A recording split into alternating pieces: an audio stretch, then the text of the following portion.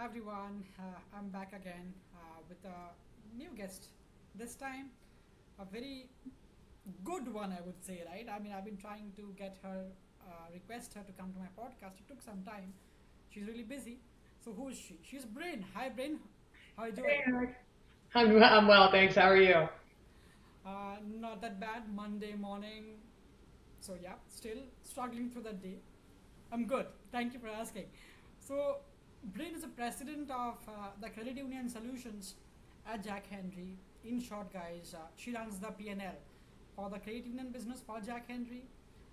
She's really passionate about the movement. Obviously, Jack Henry and credit unions, they go side by side, right? She has served five credit unions before joining Jack Henry and has deep roots and passion of decades, right, towards a movement. Right now, Brynn works with, I think, Brynn, 700 plus credit unions, right? Yep. As a strategic partner, leading the core business for Jack Henry, as well as other strategic engagements, right? I mean, saying that she's busy, she does not have time to do a lot of, different things outside her work, but she still participates in the women chapter for Habitat, which she's passionate about. And I'm very sure, Bryn, that I've missed five different things about your introduction because your introduction was too long. So please go ahead and feel free to chime in.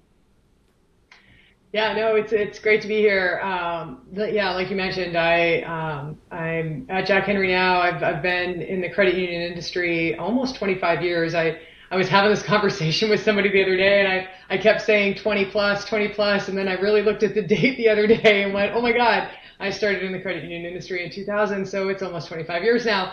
Time flies. But yeah, I worked at five different credit unions before coming to work at Jack Henry. I like to say literally from sea to shining sea. I started at credit unions in Southern California, ended up at credit unions in Florida.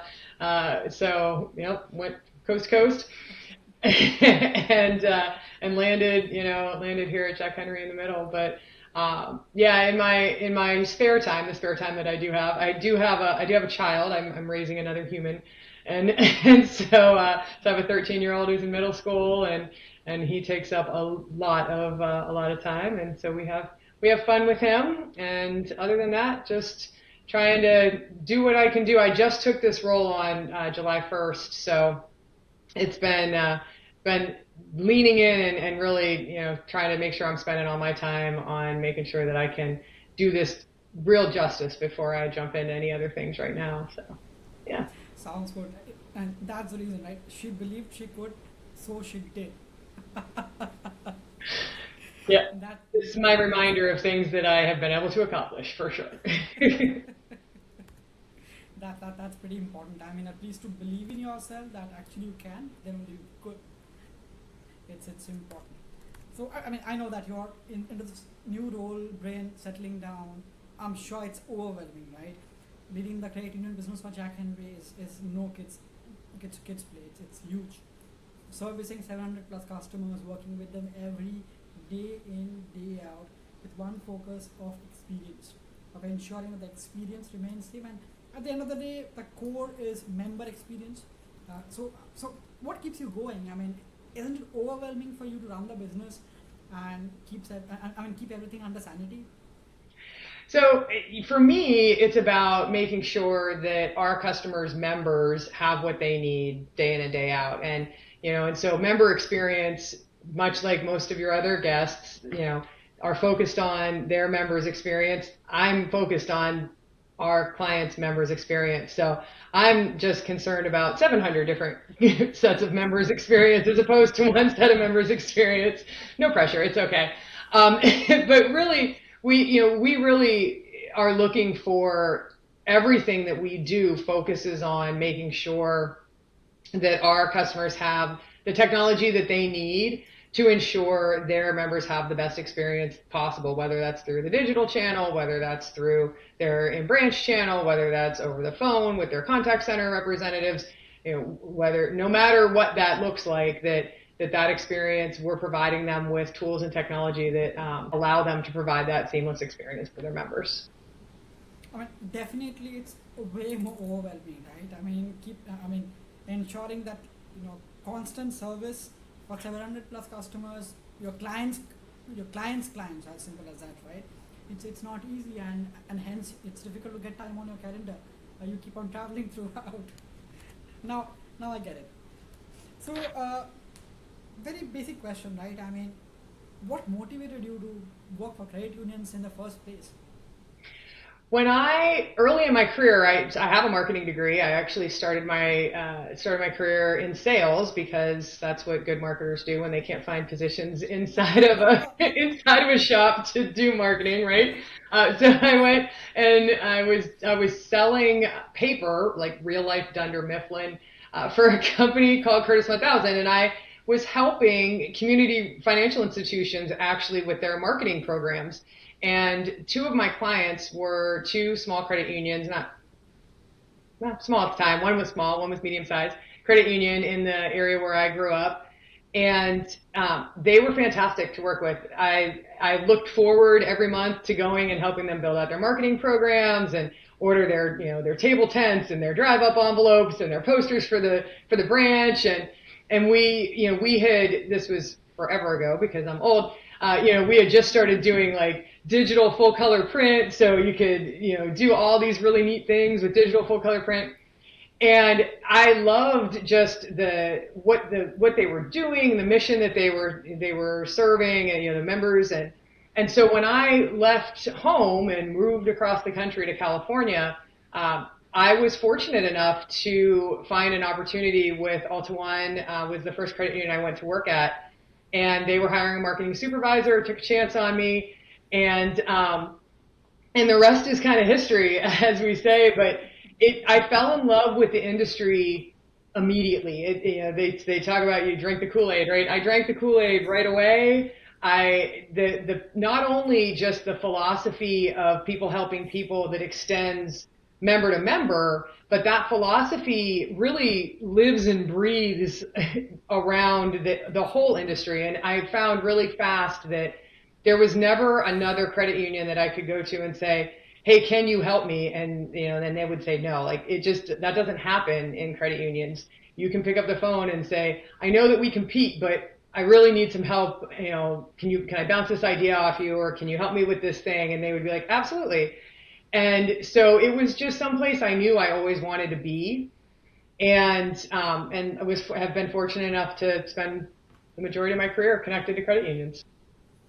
Now, Brynn, I mean, if I term it as selling papers to selling course, right? This has been a huge journey for you. I mean, it's. I always find it so intriguing and interesting to talk to quote unquote consultant. At the end of the day, you're still a consultant, right? Trying to solve a problem for a credit union.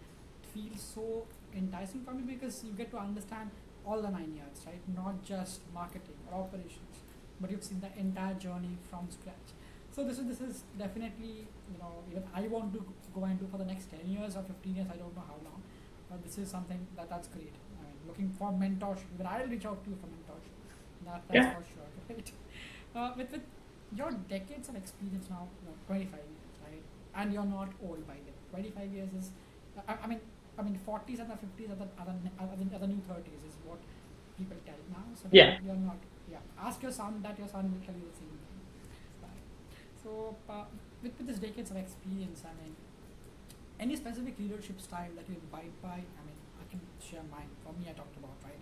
For me, empathy is the biggest thing that I focus on. I mean, for me, IQ is important, hard skill is important.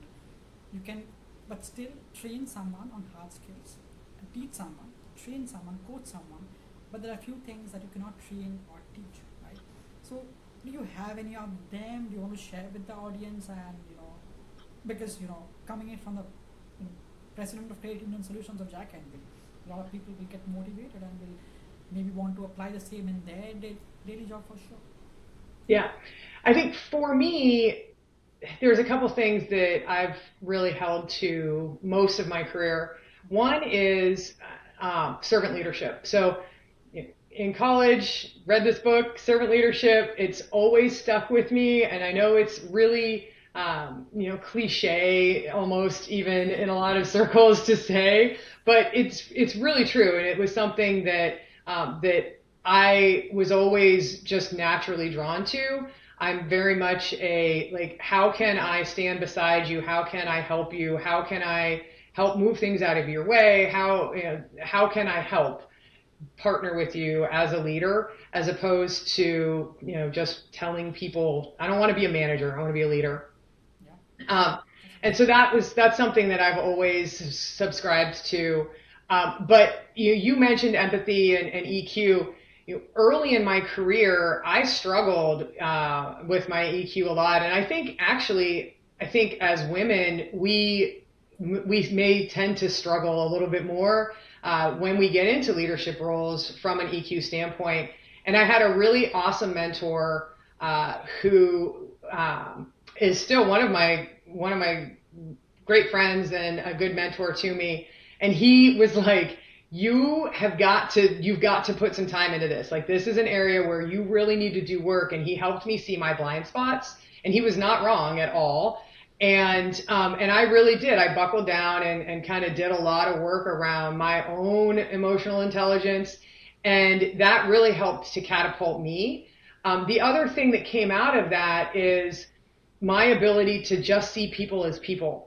And I don't care if you're the president of a company or if you're the teller on the teller line, you are just a person, and your experience is as valuable and important to me as, each other's. Like, it doesn't matter if you're here or here or here or here or here, you're still a person, and I want to know what's going on in your life, but I also want to know how, in this role, I want to know how what we do is impacting you, and how can I make it better.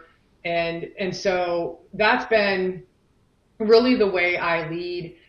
It's the way that I interact with our clients, and then the way that I interact with my staff too. That it's about, everybody's everybody puts their pants on the same way, right? You're a person. It doesn't matter what the title is behind your name.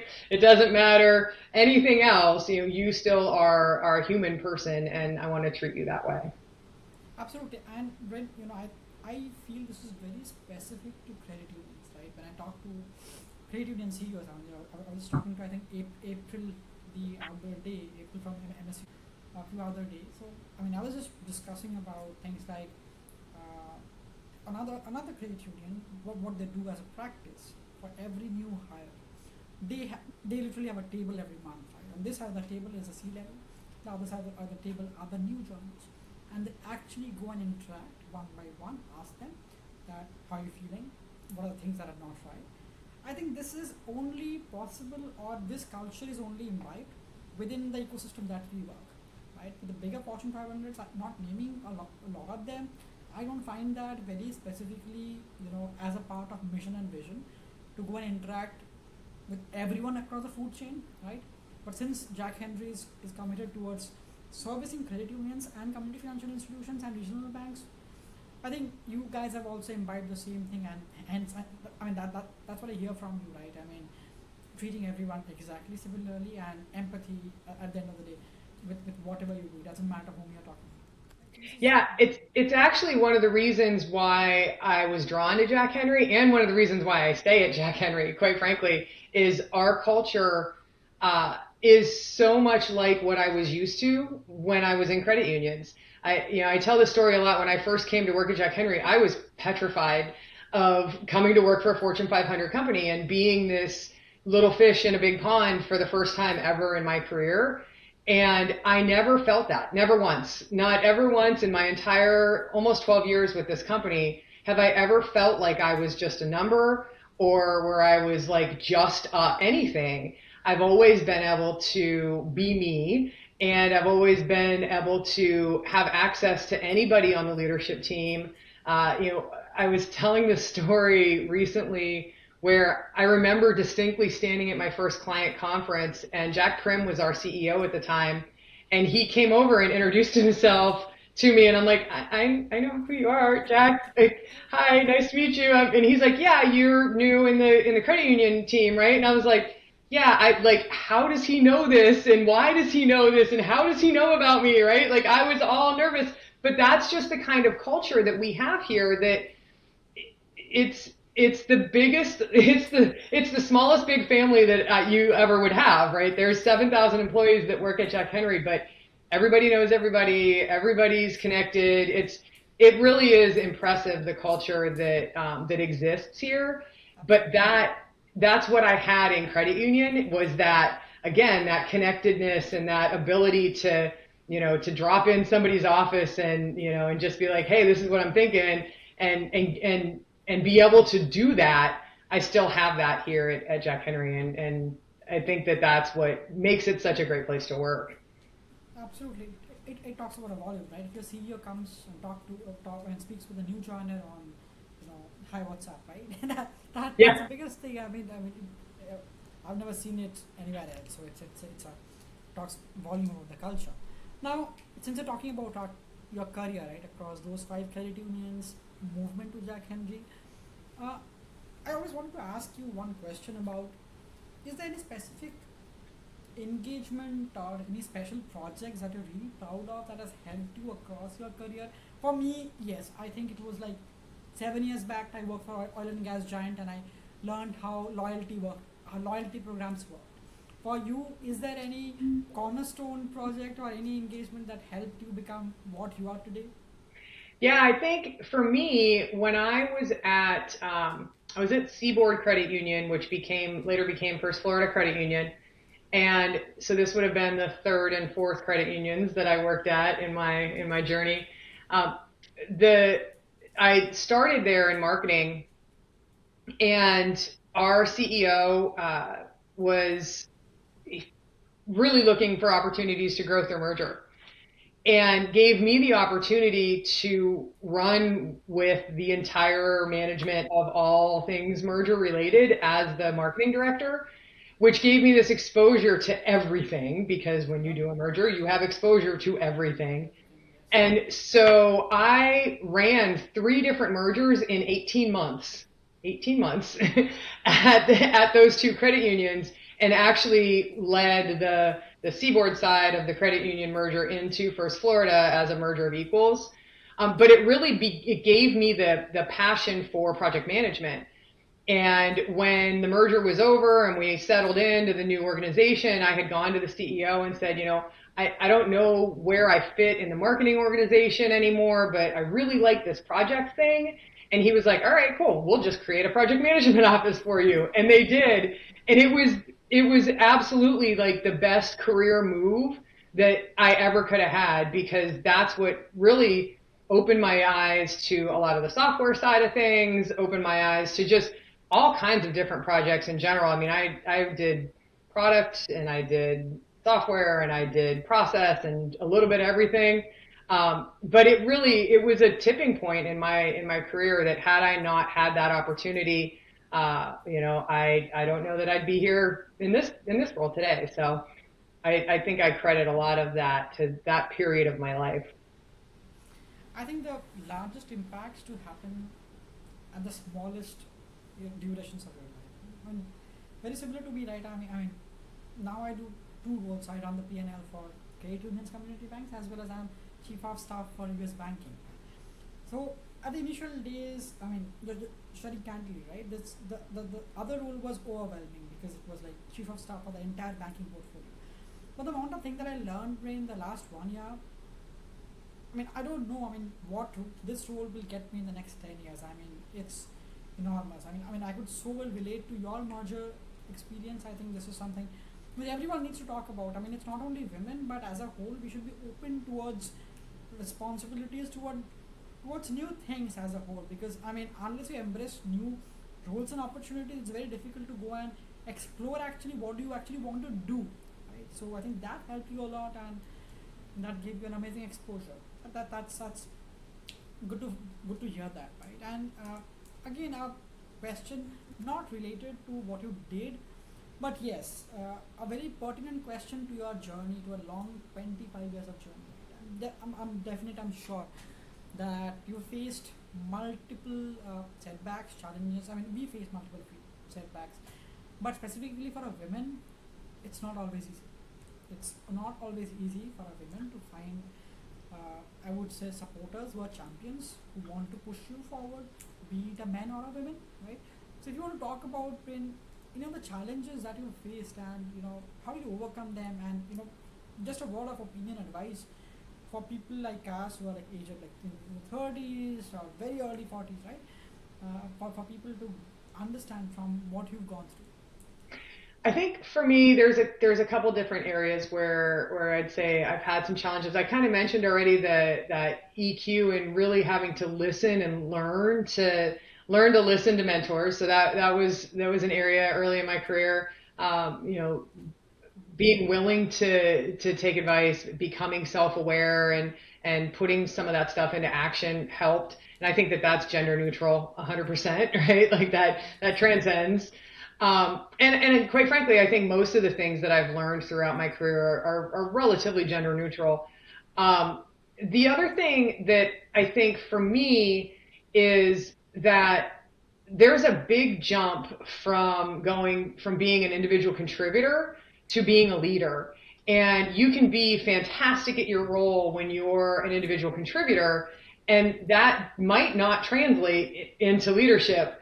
And so, really having to do self-reflection around, is this the right thing for me? Am I built for leadership? Am I not built for leadership? I went back and forth a couple different times between, being an individual contributor and being a leader, and I kept finding myself getting just naturally and organically dragged back into leadership, whether I really wanted to be there or not. It just kept happening. And so, for me, it was like, okay, well, this is where I belong, because it's where I keep ending up.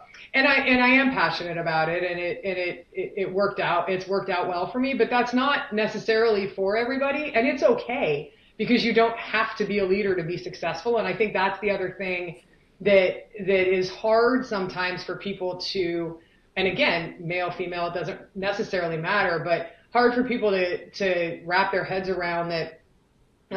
There's maybe a title that they have in their head, or there's a specific thing in their head that they're like, this is what I need to do. And then either they get there and they're like, that's not really what I thought it was going to be, but they're afraid to say that that's not what they thought it was going to be. Or they get there and they're not really great at it, but they feel like they're trapped. And so for me, it was really having the freedom to say, this is not where I want to be. And I'd like a challenge over here, or I'd like to go back and just take a minute to breathe. And so those were some of the things that I learned, throughout my career. The other thing was that sometimes the universe will just do things for you in the way they're supposed to unfold. And, very early in my career, I got passed over for a promotion, and I was devastated, and I was convinced that, for all the reasons. I was convinced it was because I was too young. I was convinced it was because I was a woman. I had given all the reasons and all the excuses to the universe as to why. But the reality was I was not ready. Everybody knew I was not ready but me. And so back to that EQ, part of that played into it. But, hindsight is always 2020. And when I look back on it now, had I gotten that role then, I would never have been successful in that role at that time, because I wasn't ready. And so, I think just having the awareness and the emotional intelligence enough to be able to say, things are going to happen the way they're supposed to happen, and to let them unfold in the way that they should. I mean, this reminds me of a quote from Steve Jobs, right? I mean, I just googled that's the reason I was looking at my cell phone when he was speaking, because it's so much related. So what it says that Steve Jobs once talked about in an interview that who the best managers are. They're the great individual contributors who never ever want to be a manager, but they decide that they have to be a manager because no one else is going to be able to do as good a job as that. Right?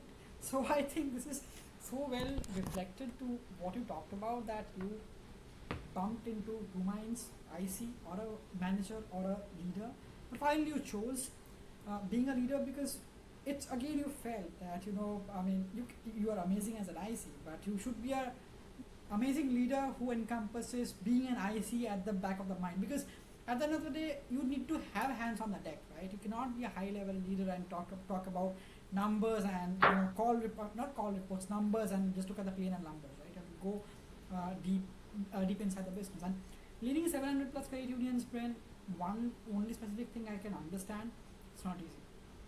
You have to go hands on deck possibly every week, fixing production issues to talking to the board to strategic discussions with the CEO. So you're facing almost the entire 360 view: customers, servicing, board, CEO, even shareholders, stakeholders, right? Because they run the company. But yeah, this is so well related, and I mean this just quote this quote reflected back in the mind, and hence I thought of sharing with my audience and with you.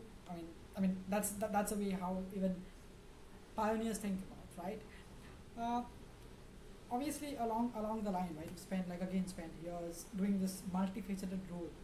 Not all women leaders get to do it. I mean, I get inspired by a lot of women leaders. Like for example, uh, I mean, why am I keeping references of April? Because I mean, I loved her interview last. I think it was last week or last week, right? April runs Reseda Group, plus she runs at MSU FCU. So I find very similarity between what she does and you do, because I mean, she does not just sit in the credit union ecosystem. She sees the entire ecosystem broadly. She knows what is needed where. Is it data? Is it connectivity? Is it experience? Is it the lending rates are high, or is it the net interest margins are squeezing? Right? She gets to see the entire ecosystem, not just looking at the credit union. Very similar to you. Right? You look at the entire ecosystem. So that's the reason I want to ask you a question, similar question that I asked you, right? So. Uh, be it people or folks within credit unions or service providers or strategic partners, right? It's not easy for a woman to reach a leadership level this quick as yours in 25 years, leave the entire PNL for credit union. Do you have any specific advices, Brynn, that you want to share with my audience that might help that specifically for women leaders that they should maybe think through or they should take away from this interview specifically? For me, I'd say the biggest piece of advice is one that I just received when I made this jump into this role. And it's to just be yourself. Don't try to be anybody else. That, like, really, when I got this role, I'll be honest, there was a little bit of imposter syndrome going on. Like, are they sure they made the right choice? Can I really do this? This is a big jump for me. And is this something that I really am up for the challenge for? And everybody kept telling me, just, there's a reason why you got this job. Just do what you think is right and you're going to be successful. And so that's what I would say is if you're being looked at, if you're being groomed, if people are talking to you about leadership opportunities, it's because they see something in you. And so you have to turn off the noise in your head and you have to believe in yourself and say, yeah, there's a reason I'm here. And, I'm here because I'm me and these are the things I bring to the table and this is the way I do it. And it's not going to be the same way that the last person did it. And it's not going to be the same way the next person does it. And that's okay. But because this is how I do it. And that really is, I think, the biggest piece of advice that that I would lead somebody else with, for sure. The other thing that I would say, and we talked a little bit about this before when we spoke, was really something that hit me hard when I was learning how to manage my P&L. I take everything personally. And so, I want everything to be right and I want it to be right all the time. And when you manage a P&L, it's really hard to always hit it right. You very never, almost ever do you hit the numbers right on.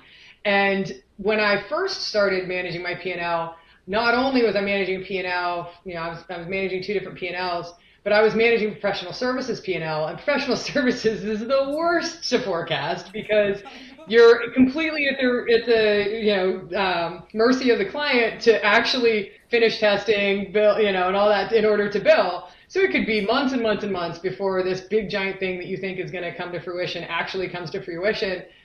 And every month I'd go into the forecast meetings and be like, oh no, it's going to be a great month. It's going to be a great month. And then we'd miss. And I'd be like, oh man, I am horrible at this. And then, months of that, I'd beat myself up and I'd beat myself up. And then one day it just smacked me in the face. And I was like, this is their job. Their job in finance is to shore this up and to help me figure this out. And it was this aha, life altering moment for me where I was like, I can just like, this is what I think, and then maybe it's going to happen and maybe it's going to not, and here's the over under on it, and we go about our day and everybody's happy. But that was a challenge for me to really kind of like set in that for a minute to like, I can't control that, and it's okay that I can't control that. It's going to be all right. So there's a little bit of therapy for you.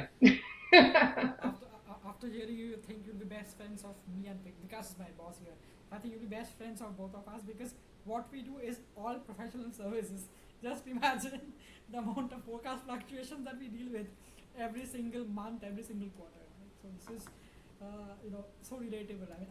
I think all of us see the same thing every day. This is great. And I know we are already on top of the hour. It's one of the longest interviews that we have, almost 30 minutes. But still, I want to finish this interview with this podcast with one question, because I feel this is very relevant question to be asked to you, since you again see the entire ecosystem from your, I would say, onboarding to servicing. You know the entire thing, right? So, what do you think is the credit union ecosystem moving forward? I mean, there are challenges. There will be challenges. It's not a perfect world, right? There will be solution challenges. Feds might turn their rates down. Challenge on lending. One good news, I was talking to you that credit unions are again back on credit cards, right? So we are growing. I would say faster than banks, but again there's a lump that we see in auto loans this quarter, right? But as a whole, with this amount of recessionary pressure is the wrong term to use, but still, this amount of pressure cycle that we're going through, it's a learning for both you, for me, for running P&Ls, for getting our forecast right, but for credit unions, right? Who are focused towards just serving members, nothing more than that, just focusing on serving members. They're not here to make business. They're not here to do a business, which usually the larger institutions do. Where do you think is the ecosystem moving forward to, and what are your basic high-level predictions since you run a business yourself? For me, it's all digital, right? I think we can both agree that there will continue to be more digital users year over year, over year, over year, over year, right? We're not going to see a drop off in digital users ever. I think we can all agree on that, right? Absolutely. So for the industry as a whole, it is about getting comfortable in digital first. And what does that look like? Cloud native digital cores, I think, are the future. Getting comfortable with payments, understanding your payment strategy, really making sure that you understand how that all works. For one of my passions is around just processes in general and efficiency. And I think as credit unions continue to lean in on digital first, they have to really make sure that they're looking at their back office to make sure that the back office processes are coming up to speed with the same, or coming up to the efficiency with the same speed that their front office is. So you put something out to the member that looks all shiny and bright and it's great, but if you still have people faxing things to each other in the background, that's not good, right? And it slows down the life cycle, and Exactly. right. So I think those things, and making sure that we're leaning into robotic process automation, make sure that we're leaning into machine learning and AI, but all of that then means data. And we have to have solid data strategies. And I know that this is near and dear to your heart anyway, but data is going to be where everything is, and it's Yep. it's at the core of everything. And so I think that all financial institutions, credit unions included, that don't have solid data strategies are going to be struggling in the next 5 to 10 years. This is very well received, Brynn, right? I mean, you did hit exactly the right points. All digital data. Because, I mean, if I today want to start a new financial relationship, I mean, if it's an auto loan, it's a no-brainer going somewhere else. It's a credit union, definitely for sure. The question again is, if I were to open a new checking account, right, or if I were to park my deposits, like a CD, will I go to my nearest credit union, or do I just open up a Chime account in 3.5 minutes? Or do I just go and park my park my money at Chase. This is a I mean I'm just writing an article right now, and my article says, AI, not the shiny object for credit unions, right? I mean, just the reverse way. So over there, I'm starting with, you know, JP Morgan Chase is investing $17 billion every single year towards a technology program. I mean, that's essentially larger than asset size of any credit union.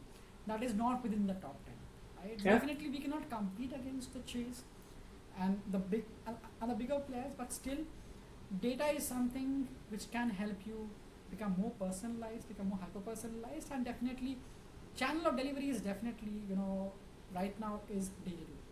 I mean, branch is a amazing place. I mean, if you ask me, as a zillennial I talk about, yes, I want to go to a branch if there are complex transactions. If I want to go and structure my mortgage, I think. But will I want to walk to a branch to apply for a credit card? Never, right? So Right. I think that change is happening, and I think it's a welcome change, right? And I mean, I feel so good, right? And it's not all core providers are talking about the same. I mean, they're just talking. I mean, a lot of people are just talking, right? But when I talk to Jack Henry, friends of mine in your team itself, I seriously feel that passion that you guys are the, I would say, seriously looking at digital, looking at open banking, and you're considering it seriously. So, Brynn, this was fantastic. It was a quick, but I would say a lengthy one. Sorry for keeping you waiting into the podcast, but I think there is a lot of more things to talk about, a lot of common interest. This was an amazing podcast, amazing episode, Brynn. Thanks a lot again. I appreciate all the time. Yeah. Thank you very much for having me on. I appreciate it. Absolutely.